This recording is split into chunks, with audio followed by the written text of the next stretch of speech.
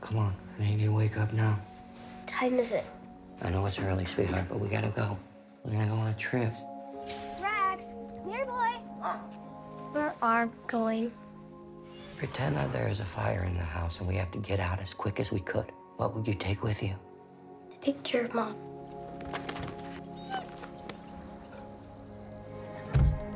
Did Dad say where we're going? I think we're going to Disneyland.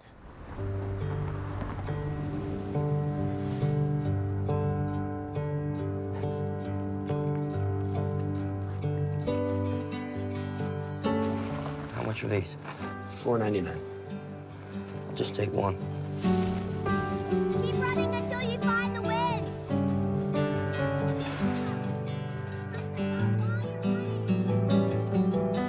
Are we gonna stay here lots of days?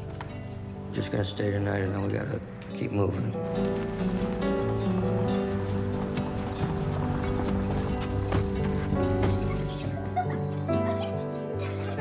What time are you open? Probably tonight. Is Dad mad at us? I don't know.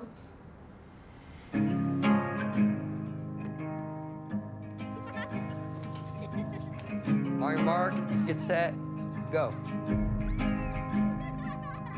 Your children's names are Charlie and Ella. They seem like really good kids.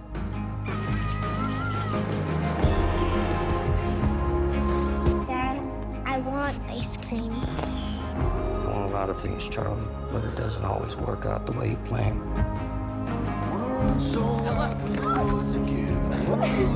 Sorry.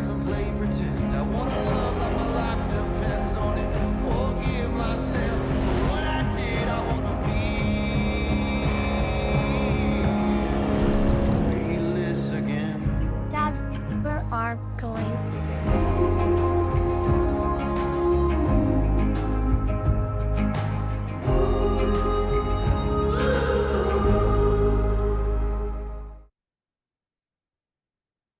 Ladies and gentlemen, boys and girls, children of all ages, we're so glad to have with us here today Cole Webley, the director of a brand new film called Omaha.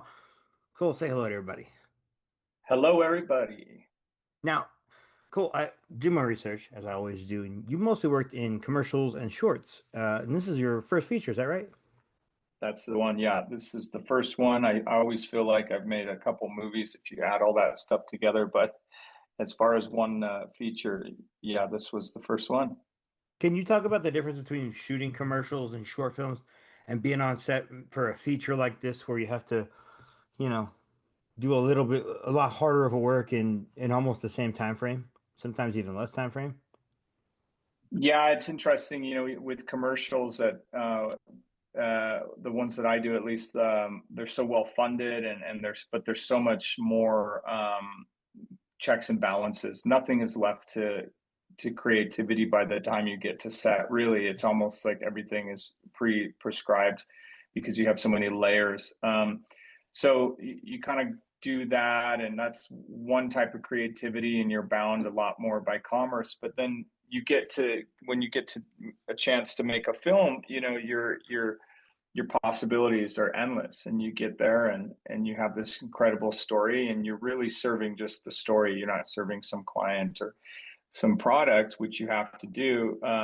You get to expand and believe in kind of what my film is about, is that a human experience and humanity itself. So they're so vastly different. I mean, the only comparison I would have is that you get to work with actors, but and visual language, but it's like speaking a whole different language, and it's a beautiful thing. I enjoy both of them for different reasons, but getting a chance to make my first film was something that I had worked towards, for the last 15 years. Getting, not that we were trying to get this movie made in particular, but just carving out a place for myself in that community. So I could go on, but that's probably not what this whole interview is about. But yeah, man, they're quite different, and there's nothing like making a film that you're proud of that can live forever. Yeah, for sure. And having a guy at the front of this thing like John has to be super helpful for you as a director because he's worked with so many talented directors already, and he's working with the script that is written by Robert Machoyan, who's himself also a incredibly good director and writer. How did you get attached to this? Because Robert, like I said, he could do this himself. Yeah, and I'm lucky that he didn't. What happened was I had seen Robert's work, and um, he had made a film called "The Killing of Two Lovers" at Sundance, which I found to be just so amazing. And we connected. We became close friends, and he was working on a screenplay for me when I asked him if he had anything else, and he shared this script with me, and so there I was, kind of like not expecting to fall in love with a different script, but when you read something that good, you have to act. And so Robert was kind enough to let us option it, and I very quickly went after Megaro, and I read it in March, and we were shooting in September of the same year. It's funny you mentioned The Killing of Two Lovers. I also really like a lot of his other work, Integrity of Joseph Chambers, and I remember I interviewed him for When She Runs, which was one of his like first things that he did.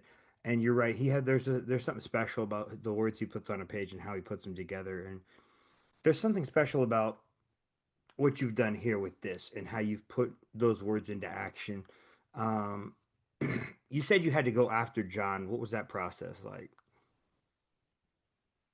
Yeah, John, of course, like I didn't know him beforehand, but fortunately, as I reached out, we happened to be at the same agency at UTA, but like as I began to kind of reach out and get things put together to go after him, I became clear that we actually had common friends.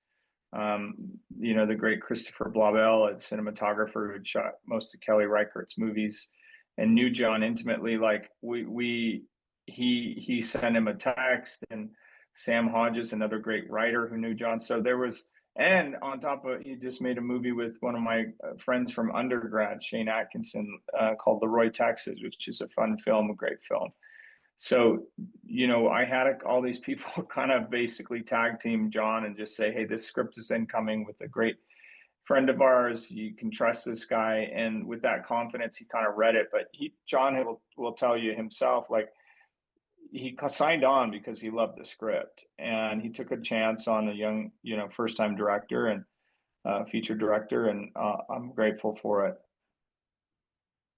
I think that they made the right choice, honestly. There's so much visually that you get from somebody who is a first time director because you don't know what as a feature director, you don't know what you can't do. So you just try it, whatever you want. And I think that I don't want to say naivete because that's not the right word. Obviously, your experience behind the lens, but there's a certain willingness to do whatever you want as a Yeah, first time feature yeah, director. And I think I believe that too. I feel like that language translates really well to this film in particular. Would you agree with that? Yeah, man, I feel like fortune favors the bold, as they say. Mostly that's for people. It's kind of naivete, or like you said, an innocence, or a bravado, or whatever. In this case, this is a pretty simple movie, but nothing we did was easy. It was very complex to make a film like this with a super short time that you have those kids on set with, in a complex kind of setting of a road trip movie. And you're not sitting on a stage, you're not sitting in a comfortable house, you're out on the road, you're dealing with weather. So nothing we did, you've got a live animal in the car, who you've got a trainer who has to lay down next to the animal in case it kind of lashes out. They've got to be there to protect. So it's all hard, and kind of just going in there with just this determination that we were going to do anything that we needed to, short of being mean to people, to make this thing as great as it could be. Was really a group effort by everybody. Sometimes you just have to be mean to people, though, to get stuff done. It's sadly the truth. Yeah, you mentioned it, but working with children is notoriously difficult because A, scheduling, but B, they're also children. So they kind of just do things that children do. That had to have been an interesting hurdle that you really haven't had to experience before as well. Would you say that's right? Yeah, at least for 27 days consecutively. I shot these commercials. I've done a lot of commercials with kids, and I'm raising four of them. So I knew how to like work with children, but in the sense that we're working and all aspiring to have some great, film at the end of it, the demands and the stakes are so much higher on a film set. So you're constantly kind of balancing, your expectations against the execution of these two kids. And fortunately, in my case, like they over exceeded, they came through and were able to deliver me something that I could have only dreamed with their performance and their dedication and their willingness to be there and show up and work hard and things like that. So it's crazy that we made a good movie with kids. It's crazy that any movie is made that's great with kids in it or good with kids in it. And I'm just a small piece of what made that all come together. But I'll be grateful and claim credit for it forever. Just kidding. Listen, the conductor gets credit for the orchestra's performance. So, Yeah, that's true. That's true. It at the end of also the day, takes the blame. yeah, at the end of the day, you were the you're the conductor, so you get the credit for it. And I think, the fact that you were a film that debuted at Sundance last year, and now you're actually getting a release. So many films that go to film festivals, particularly Sundance, sometimes they don't see the light of day for a long time. So you had to have been very excited when this got distribution and picked up and is inevitably going to be coming out here. Yeah, and so this has been on the books for almost a year, where we knew we were going to get a theatrical with Greenwich, these great partners who pursued us out of Sundance. And when we did our deal with them, we were really excited. And then as the fall came and we were planning on doing a release last fall, we just had some schedule conflicts with our cast to be able to be there to do press and help us open the movie. So instead of getting bumped a couple weeks, we were bumped for 6 months or whatever we are, and here. And to be honest, it was a painful wait, but we're kind of opening this time at a good moment where we're not inundated with the blockbusters or the award season Oscar movies. And I think it's a great spot for people to come out who love indie movies, and there's not a ton of like big competition for our little movie. So it's actually a great time to come out. And we're in 50 plus theaters now, and we're growing and getting more theatrical releases each day. It's like 25 different states across the nation as we continue to go nationwide. Yeah, I was gonna say, I think it's coming out next week. Is that right? Yeah, it's May 8th. It's in most cities nationwide. Some are as late as May 15th, but in May it's nationwide. Love that. Love that. Now, anytime I have a guest, I always ask them two questions. I'm gonna ask you the same two. See what kind of response we can get from you. The first one's real easy. Who are some people that you look up to that inspire you, whether it be personally or professionally? Oh gosh, my parents. I have Robert, someone who is a peer who I really love and look up to his work as an artist.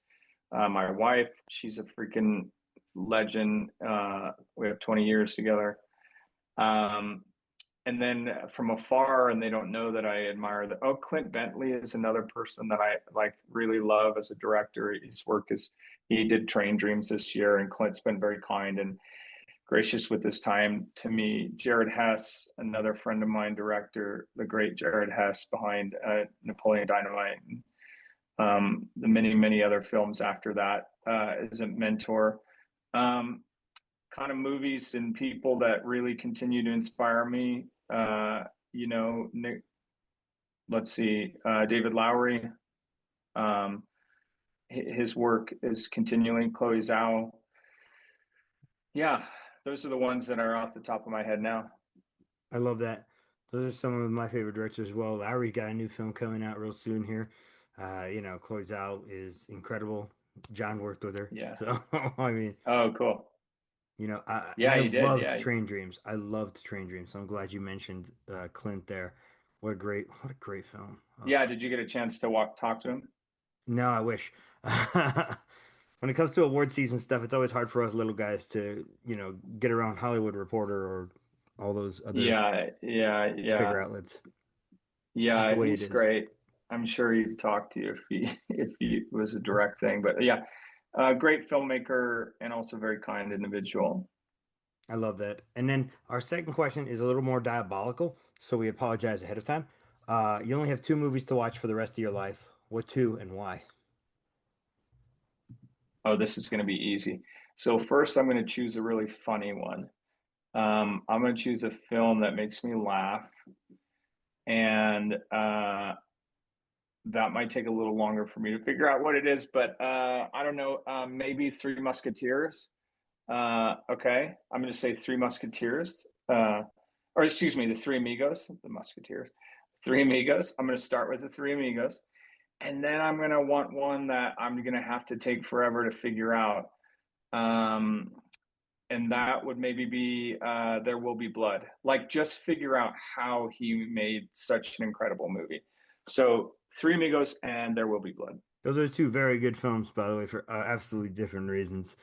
I love them both. Obviously, anything with Steve Martin, count me in.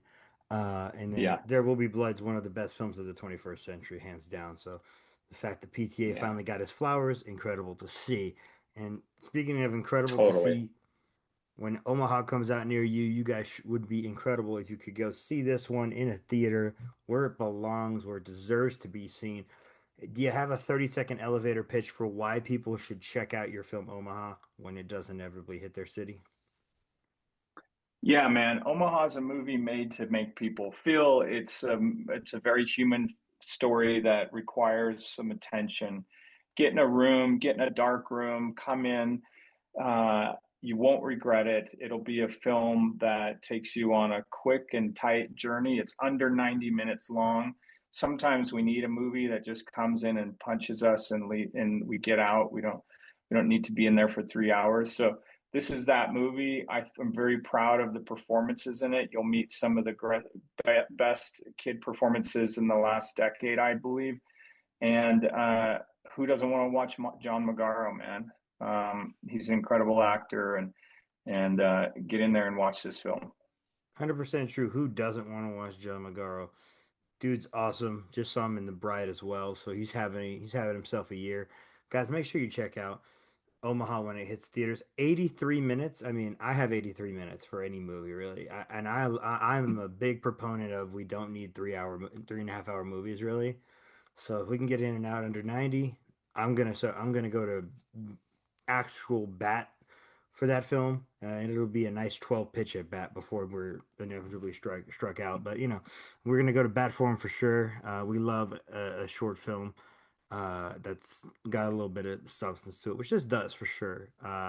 Thank you so much for your time. I really appreciate it, Cole, and I really appreciated your film as well. Thank you so much, man. Yeah, dude. Thanks for chatting with us. Oh yeah, of Nice to course. meet you.